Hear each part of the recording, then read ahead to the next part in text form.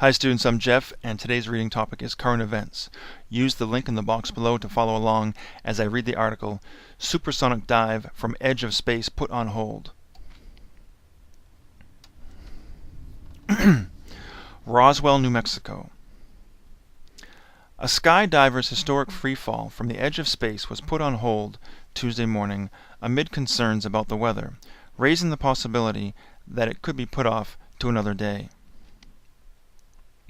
Felix Baumgartner is aiming to jump from a higher altitude than anyone ever has, 120,000 feet, about 23 miles, more than 3 times the cruising altitude of the average airliner, with nothing but a spacesuit, helmet, and parachute.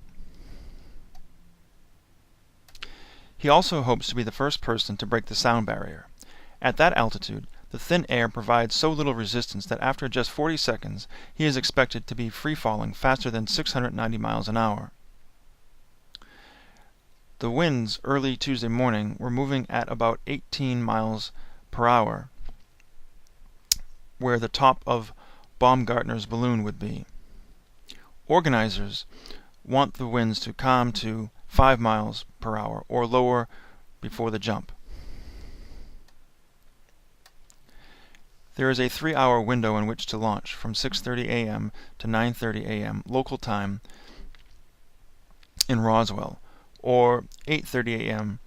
to 11:30 a.m. Eastern Time.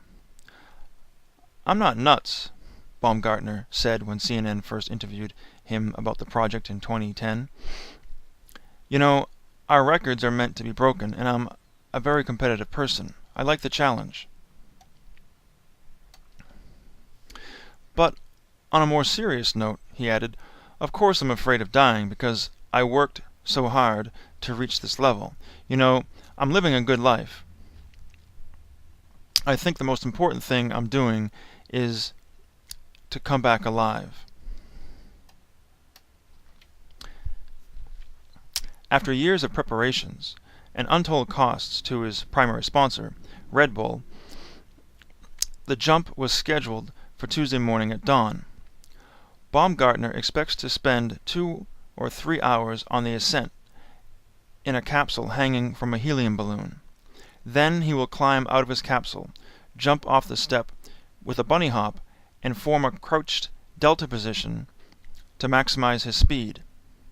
He plans to fall 115,000 feet in less than 5 minutes, before deploying a parachute for the final 5,000 feet to Earth. The attempt has serious risks.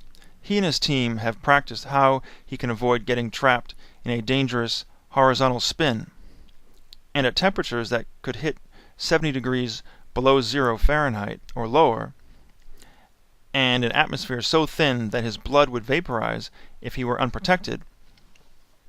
His life will depend on the integrity of his pressure suit.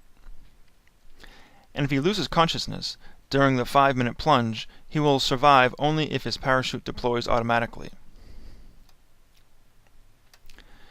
Another unknown: the effects on the body of breaking the sound barrier. While reaching such speeds can cause stress on an aircraft, planners for this jump believe that there will be little effect on Baumgartner because he will be at an altitude at which there is so little air that shock waves are barely transmitted.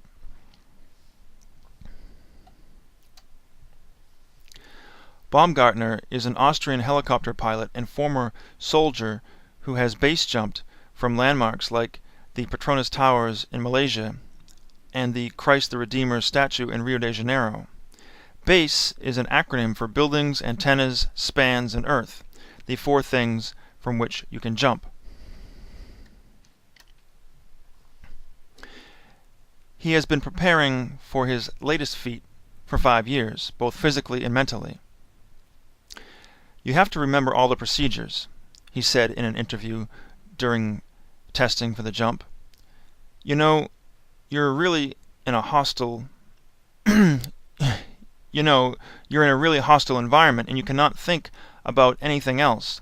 You have to be focused, otherwise you're going to die."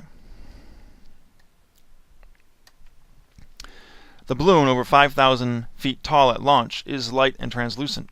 The material is only 8/10,000ths of an inch thick, and it will change shape and size as it rises. The pressurized helmet and suit, which restrict Baumgartner's mobility and weigh 100 pounds, have been equipped with sensors and recorders to measure everything from his speed to his heart rate.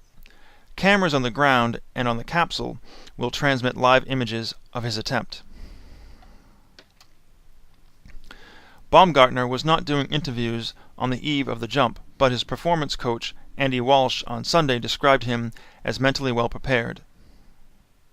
He knows that he's rehearsed it and knows what to do, he said.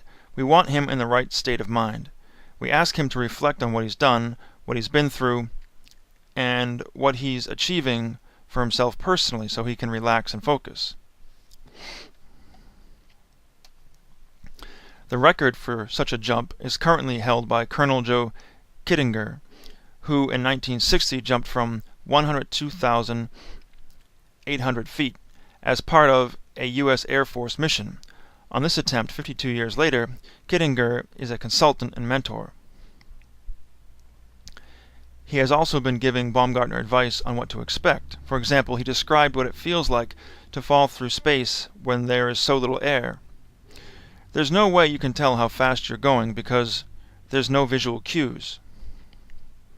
But Kittinger rejects any suggestion that he is jealous that Baumgartner is poised to beat his record. "Oh no, I'm delighted," he told CNN recently. "He's advancing science and he'll do a great job." Thanks for watching and have a great day.